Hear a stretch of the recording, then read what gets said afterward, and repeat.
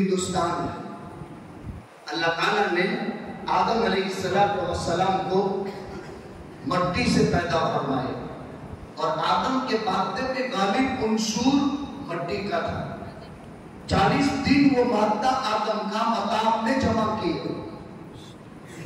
آدم علیہ السلام کے بننے کی جگہ ہندوستان مکہ المکرمہ اور آدم کا بسیرا جنت میں، یا آدم اسکن انت وزوجک الجنہ، بسیرا جنت میں بنایا دنیا میں، پھر ایک شجرہ ممنوعہ کے استعمال پر واپس دنیا میں اتار دیا، اخلقا منہا جمیعا، آدم اور حوا کو۔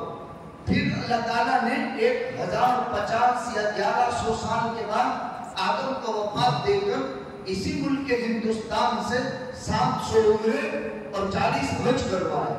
یہ بھارت کی بھومی وہ ہے جہاں سے آدم نے 700 عمرے اور 40 حج کی۔ تو معمولی جگہ نہیں ہے جس میں ہم اور آپ سکونت پذیر ہیں۔ پھر اللہ نے آدم اور حوا کو واپس انسان کا اصل ٹھکانہ ان اللہ اشترى من المؤمنین انفسهم واموالهم بان لهم الجنہ، جنت واپس جنت کے اندر رکھ دیا۔ تو بسیرا جنت میں ہے، پیدائش کی جگہ دنیا ہے ہماری۔ آدم کے بعد حضرت نوح آدم ثانی قرار دیے، ان کے 3 بیٹے ہوئے، ہم سام یافس۔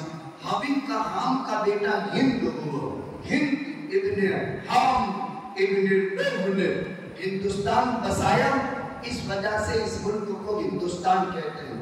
ہمارے برادران وطن کہتے ہیں ہندو لوگ یہاں رہتے ہیں اس لیے ہندوستان ہے، اور وہ بیچارے یوپی کہہ دیتے ہیں کہ تم کو پاکستان دے دیا ہے، تم پاکستان چلے جاؤ، اس لیے کہ یہ تو ہندوستان ہے۔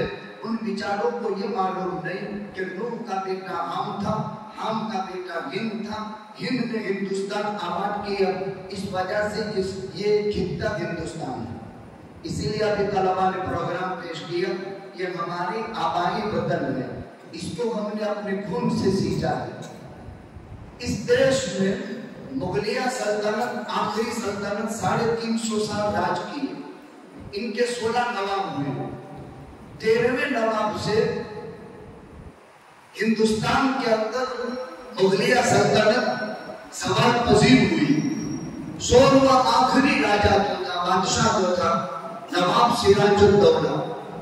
نواب سراج الدولہ جنگ پلاسی ہار، اور جنگ پلاسی کی ہار صرف میر جعفر کی غداری تھی۔ ان کا سینی میر جعفر غدار ثابت ہوا، جس نے جنگ پلاسی نواب سراج الدولہ کے ہار۔ اسی طرح ٹیپو سلطان جو انگریزی تقریر میں پیش کیا، وہ اپنوں کی غداری، میر صادق کی غداری کی وجہ سے ٹیپو جنگ ہارا۔ ٹیپو نے 4 جنگیں جو ہے انگریز سے لڑی، لیکن آخر میں فتوحات ٹیپو کی جو رکی تھی وہ میر صادق کی غداری کی وجہ سے۔ تحریک ریشمی رومان محمود الحسن شیخ الہند ہار گئے۔ حقیقت میں ہار قبل از وقت ہو گئی، وہ خود کا شاگرد خاص اور تحریک ریشمی رومان انگریز کو اس سے بتا دیا، اور قبل از وقت شیخ الہند اور ان کے ساتھیوں میں حجت الاسلام مولانا قاسم ناموتوی، مولانا عبید اللہ سندھی، مولانا عبید اللہ سندھی اپنے شیخ کے ساتھ جیلوں کی سلاخوں میں گئے۔ لیکن یہ تحریک ریشمی رومال ختم ہوئی۔ تحریک ریشمی رومال کا مطلب کیا تھا؟ ریشم کے رومال پر حضرت شیخ الہند نے ہندوستان کا نقشہ بنایا تھا، اور افغانستان کی حدود سے ہندوستان میں پھیل طلب کی تھی انگریز سے مقابلے کے لیے۔ قبل اس کے کہ یہ ریشمی رومال افغانستان پہنچے، اس سے پہلے شاگرد خاص کی غداری کی وجہ سے پکڑے گئے اور ریشمی رومال ضبط ہو گیا۔ تو پہلی جنگ پلاسی، پھر تحریک امبالہ، تحریک شاملی، اس طرح تحریک ریشمی رومال، تحریک خلافت۔ اس بھارت دیش میں 1398 میں انگریز آیا تھا، 1598 میں انگریز آیا تھا۔ لوگوں نے 1600 لکھا ہے، 3 سال قصر کے غضب کر دو، 1598 में भारत में बर्तानिया से वास्को डा गामा से ईस्ट इंडिया कंपनी के नतीजे में हिंदुस्तान में 1598 में अंग्रेज आया। 176 साल 1756 तक इन्होंने बिजनेस किया। यहाँ सौराष्ट्र में दीव, गुजरात में दमन, गोवा, गुजरात के अंदर सूरत, अहमदाबाद ये तिजारती मराकज़ बने। अजीजों, ये अनाविन पढ़ने जैसे, इसका मुताला मुकम्मल करो, आपको पता चलेगा। खुतबात की शक्ल में भी ये किताबें शायर हुई। 176 साल तिजारती शुगल में रहे, फिर हुकूमत में दाखिल हुए और इसकी तफसीलात दोनों खुतबों में आ गई। 200 साल जंगे आजादी के 4 दौर रहे, एक 1756 से 1857, 1857 से लेकर के 1947, 200 साल, जिसमें पहले 100 साल सिर्फ और सिर्फ कौम मुस्लिम ने कुर्बानी, दूसरे 100 साल में मिली जुली कुर्बानियां रही। भारत की सरजमीन पर 1603 से 1607 तक जितना कर्बनाक टाइम आया है, ऐसा अलगनाक टाइम कभी नहीं आया जिसमें 3 लाख मुसलमान शहीद और जिसमें 3 लाख कुरान के नुस्खे जला दिए। वो वक्त कभी तारीख में आया जब गोलमेज कॉन्फ्रेंस पाकिस्तान में हुई और शेख अल-आज़म मौलाना हुसैन अहमद मदनी अपने बगल में कफन लेकर के गए थे। गोलमेज कॉन्फ्रेंस जब पाकिस्तान में हुई, वहां हजरत मौलाना हुसैन अहमद मदनी ने फतवा दिया। एक फतवे का जिक्र आया दारुल हर्ब, एक फतवे का जिक्र आया हिंदुस्तान को जो है आजाद किया जाए, और मौलाना हुसैन अहमद मदनी ने जो फतवा दिया था अंग्रेज की फौज में भर्ती होना हराम है।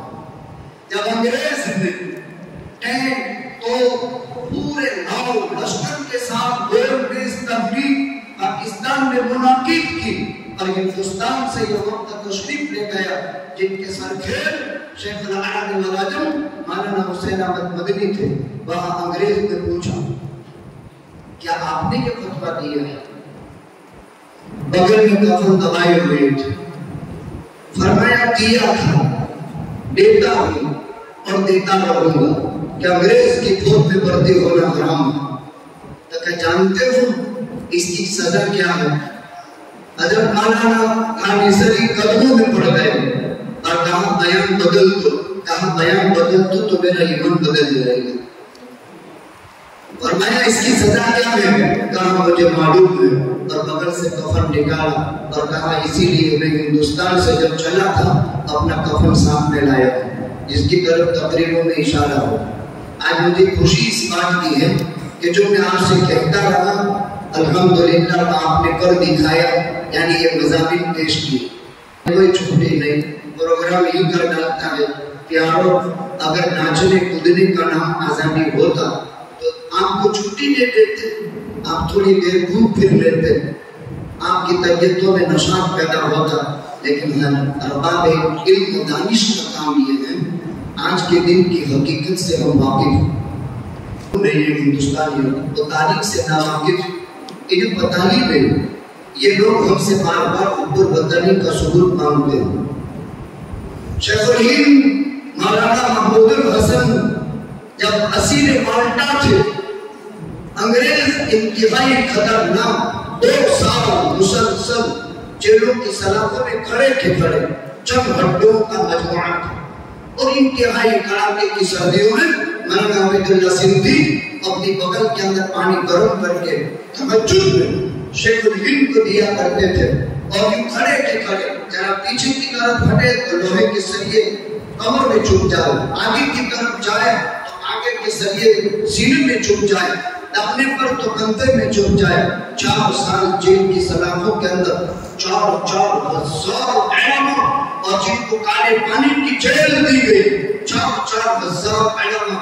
एक का जब इंतकाल हुआ था जेल में, तो उस वक्त तादाद शुमार की तो 4,000 मुसलमान जो इन काले पानी के जेल काट रहे थे, जिनमें अलामा के माथे के ऊपर गलासतों की टोकरी उठा करके जब एक समंदर के अंदर फेंकने की खिदमत पर मामूल किया जाता है, कोई मामूली कुर्बानी नहीं दी।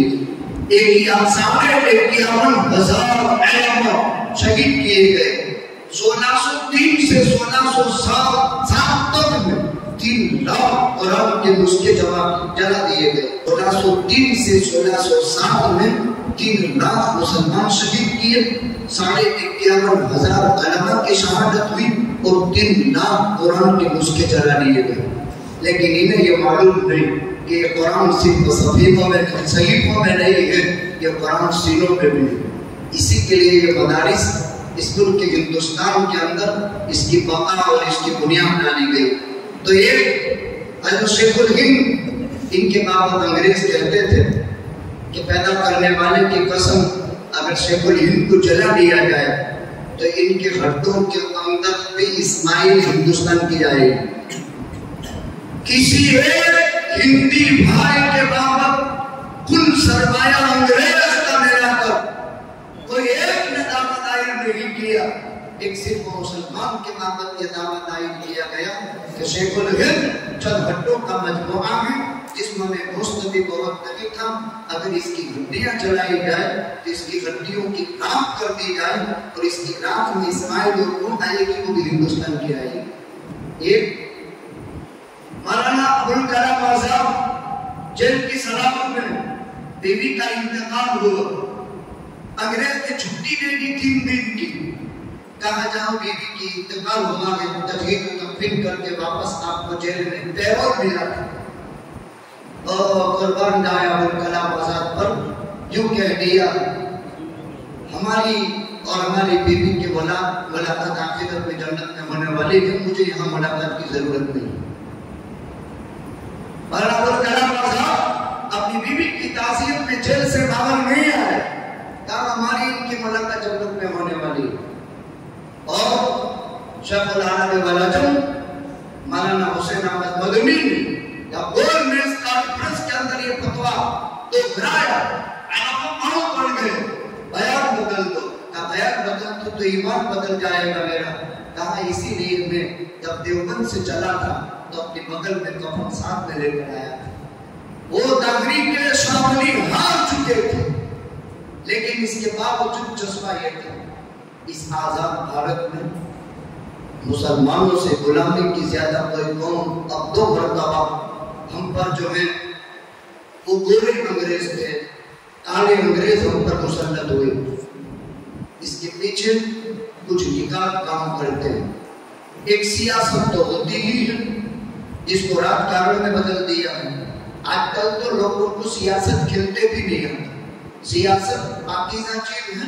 हज़रत खानवी क्या सियासतुल इस्लामिया पढ़, अजीब अंदाज से हर तुलू होने वाला सूरत मुसलमानों ने हिंदिया पर जुल्म सितम के पहाड़ तोड़ता है। इसके नतीजे में कुछ निकाल हमारी भी कमजोरियां, हम भी सही माना में अल्लाह के बंदे बन करके रहे थे, सही माना में नबी करीम सल्लल्लाहु अलैहि वसल्लम की सुन्नतों का इत्तिबा हमारी जिंदगी में नहीं था।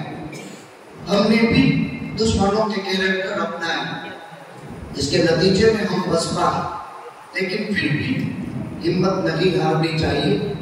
200 साल 2 सदियां मुकम्मल मुसलमान जिहाद इल्म बुलंद करने के बाद हारे नहीं, थके नहीं।